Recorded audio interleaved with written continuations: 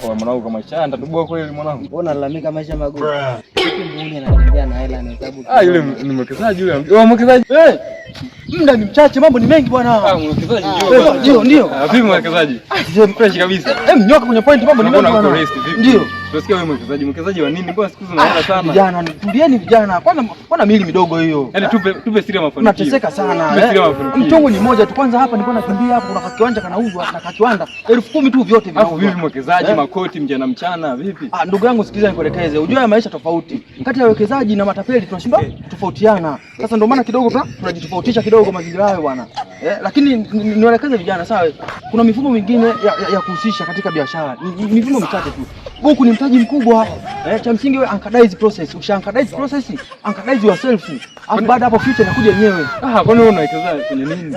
Ndio binu. Nisikilize. Umeona hii daraja hii? Kuamba ngoma hiyo hapo chini hapo. Hiyo nimehusika mimi bwana.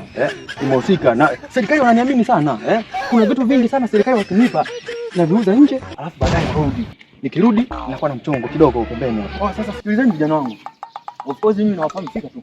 Lakini kwa hii mili imenichosha sana. Nimeogopa. Naweza nikaondoka nikakuta mnakufa ovyo ovyo. Mshikeni kwanza.